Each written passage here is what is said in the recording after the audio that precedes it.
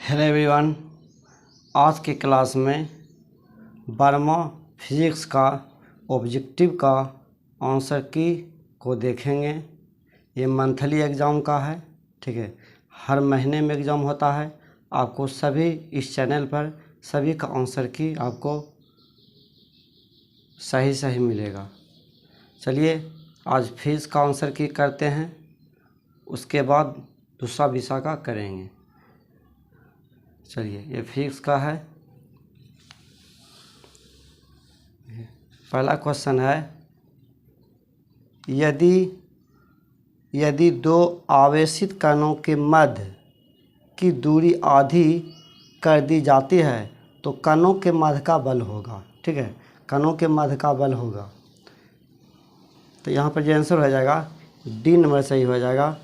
D number सही होगा 4 गुना, ठीक है, 4 गुना, ठीक। अगला है, किसी वस्तु पर न्यूनतम आवेश हो सकता है, ठीक है। किसी वस्तु पर न्यूनतम आवेश हो सकता है, यानी कितना न्यूनतम आवेश हो सकता है। तो यहाँ पर देखिए इसका जो होगा सी नंबर आंसर सही हो जाएगा। 2 का सी 1.6 गुना 10⁻19 कूलम, ठीक है। तीसरा नंबर देखिए, किसी पिंड को ऋणावेशित किया जा सकता है, ठीक है। किसी पिंड को ऋणावेशित किया जा सकता है, तो इसका जो आंसर हो जाएगा ए नंबर सही हो जाएगा। ए नंबर अधिक इलेक्ट्रॉन देने से, ठीक है, अधिक इलेक्ट्रॉन देने से। चलिए चौथा ऑब्जेक्टिव देखिए। चौथा है, यदि दो समान 1 कूलम आवेशों को 1 किलोमीटर की दूरी पर रखा जाए तो उनके मध्य लगने वाला बल होगा, ठीक है। मध्य लगने वाला बल होगा, तो 1 किलोमीटर की दूरी पर रखा जाए, ठीक है। इसका जो हो जाएगा ए नंबर सही हो जाएगा। 9 गुणा 10⁻³ न्यूटन, ये हो गया, ठीक है। अगला है, ताप के बढ़ने से परावैद्युतांक यानी के का मान, ठीक है, के का मान इसका जो हो जाएगा घटता है, ठीक है। ताप के बढ़ने से परावैद्युता के का मान घटता है। चलिए अगला है, अल्फा कण पर आवेश होता है, ठीक है। अल्फा कण पर आवेश होता है, तो इसका हो जाएगा सी नंबर सही हो जाएगा। सी नंबर 3.2 गुना 10⁻−19 कूलम, ठीक है। 6 का सी नंबर सही होगा। 3.2 गुना 10⁻−19 कूलम। चल दूसरा पेज में बताते हैं।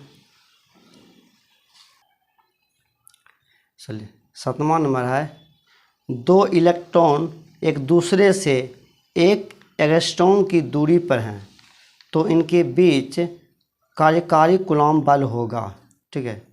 कार्यकारी कूलम बल होगा। इसका आंसर हो जाएगा ए नंबर हो जाएगा 2.3 गुना 10⁻8 न्यूटन, ठीक है। हम सिर्फ आपको आंसर बता रहे हैं, ठीक है। अगला है, वायु में रखे 2 आवेश एक दूसरे को 10⁻4 न्यूटन बल से प्रतिकर्षित करते हैं। ये दोनों आवेशों के मध्य तेल भर दिया जाए तो बल 2.5 गुना 10⁻5 न्यूटन हो जाता है।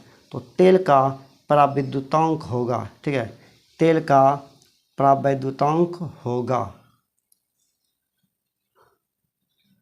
ठीक। इसका आंसर हो जाएगा डी नंबर हो जाएगा 4, ठीक है। 4.0 है या 4 बोलिए, एक ही चीज़ है, ठीक है। दशमलव का 0 का मान नहीं होता है, तो ये हो गया 4।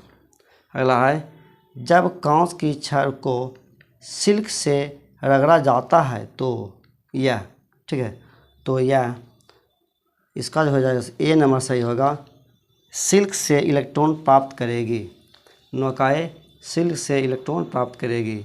अगला है, किसी पिंड पर -80 माइक्रोकूलम, ठीक है, माइक्रोकूलम आवेश हैं, इस पर अतिरिक्त इलेक्ट्रॉन की संख्या है, इलेक्ट्रॉन की संख्या है। इसका आंसर हो जाएगा सी नंबर हो जाएगा, ठीक है, सी नंबर हो जाएगा 5 × 10⁻14, ठीक है, ठीक है, 5 × 10⁻14। अगला है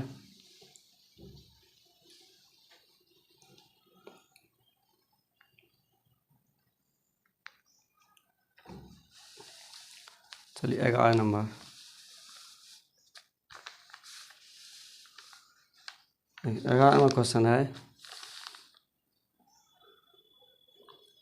3 आवेश प्रत्येक Q आवेश Q समबाहु त्रिभुज तीनों शीर्ष पर रखे हैं, केंद्र पर रखे समान आवेश Q पर विद्युत बल्ब होगा, ठीक है, Q पर विद्युत बल्ब होगा, ठीक है।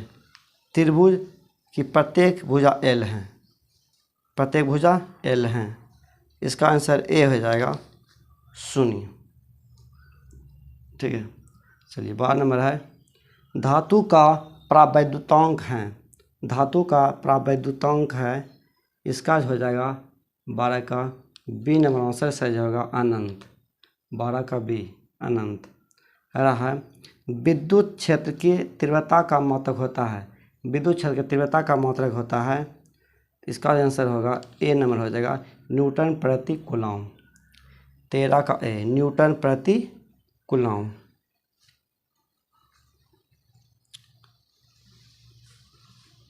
ठीक है, न्यूटन प्रति कूलम, 13 का ए।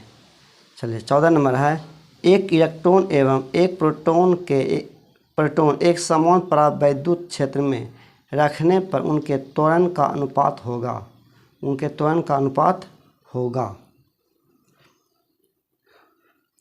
इसका जो हो जाएगा सी नंबर से हो जाएगा, सी नंबर ये हो जाएगा प्रोटॉन एवं इलेक्ट्रॉनों के द्रव्यमान के अनुपात में, ठीक है, प्रोटॉन एवं इलेक्ट्रॉन के द्रव्यमानों के अनुपात में, सी नंबर सही है।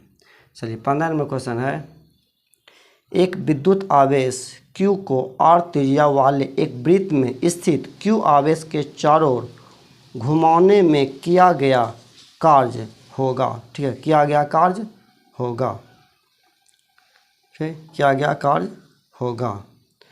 इसका जो हो जाएगा 15 का सी नंबर आंसर सही हो जाएगा 0, ठीक है। चलिए 16 नंबर क्वेश्चन देखते हैं। 16 नंबर है, 10/5 सेंटीमीटर त्रिज्या के एक जलबूंद पर एक इलेक्ट्रॉन पर आवेश हैं, इसे वायु में निलंबित करने के लिए आवश्यक विद्युत क्षेत्र की तीव्रता लगभग होगी, ठीक, जी बराबर है 10 मीटर प्रति सेकेंड स्क्वायर। ई का मान जो दिया है 1.6 × 10⁻⁹ कूलम। तो यहाँ पर इसका जो मान होगा, ठीक है, अब बना लीजिएगा, इसका जो आंसर हो जाएगा बी नंबर हो जाएगा 260 न्यूटन प्रति कूलम।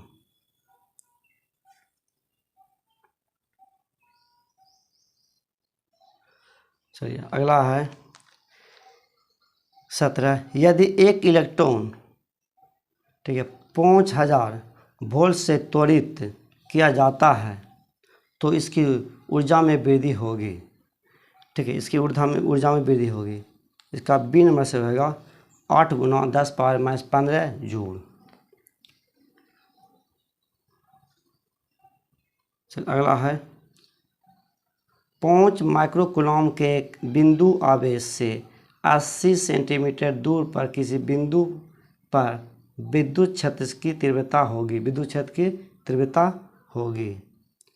इसका 18 का आंसर हो जाएगा ए नंबर हो जाएगा 8 × 10⁻4 न्यूटन प्रति कूलम, 18 का ए।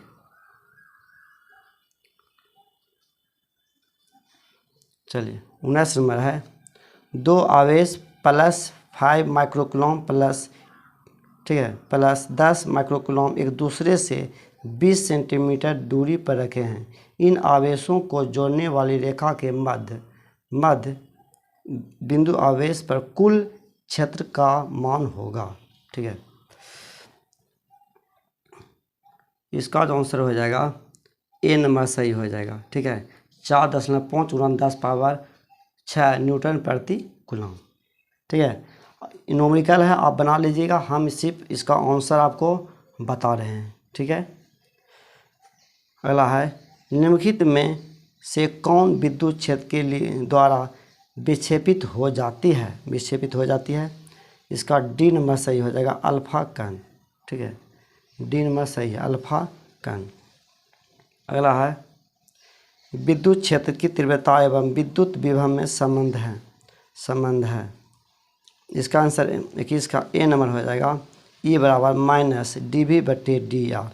ई बराबर माइनस डी वी बटे डी आर, इस 21 का ए।